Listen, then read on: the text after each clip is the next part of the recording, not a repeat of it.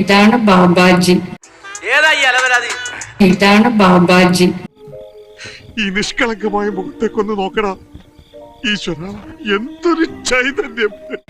ഞാൻ നോക്കിയപ്പോൾ സുന്ദരൻ, അതിസുന്ദരൻ. സുന്ദരാ, നീ എങ്ങനെ സുഖിപ്പിച്ച് പുകഴ്ത്തി എന്നെ സോപ്പിടൊന്നും വേണ്ട, അതൊക്കെ എല്ലാവർക്കും അറിയാവുന്ന കാര്യമാണ് ഞാൻ സുന്ദരനാണെന്ന്. ആ, നല്ല ഭംഗിയൊക്കെയുണ്ട്. മാത്രല്ല എന്നെ പോലെ ഒരാളിനെ ഉൾക്കൊള്ളാൻ കഴിയില്ല ആർക്കും. എന്താ എന്താ കാര്യം? അതിന് ഒരു ബുദ്ധി വേണം. കാരണം അത്രത്തോളം സ്ട്രോങ് ആയിട്ടുള്ള, പവർഫുൾ ആയിട്ടുള്ള ഒരാൾക്ക് മാത്രമേ എന്നെ ഉൾക്കൊള്ളാൻ കഴിയുള്ളൂ.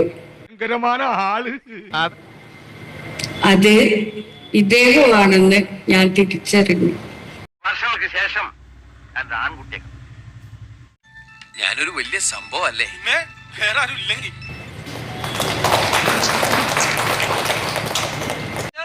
എന്താ ഇതൊക്കെ? അയക്കെന്താ ഭ്രാന്താണ്?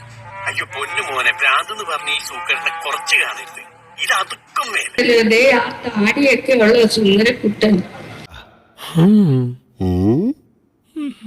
എന്നോട് പറയാ, നാഗാദേവി എന്തിനാ മാറ്റിയത്? പോരാ, നാഗാദേവിയും കൂടെ ഇവിടെ വന്നിരിക്കണോന്ന്.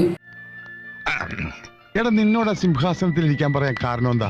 കാഴ്ചയിൽ സുന്ദരനും ജാതിയിൽ ഉയർന്നവനും വിദ്യാഭ്യാസം സമ്പന്നായതുകൊണ്ടാവാം. ഒരുപാട് എന്താ വാക്കുകളൊന്നും എനിക്ക് കിട്ടുന്നില്ലടോ. പിന്നെ ഇനി ഈ വിഷയത്തിൽ ഞാൻ ഡയലോഗ് പറഞ്ഞ കരഞ്ഞു പോട്ടോ.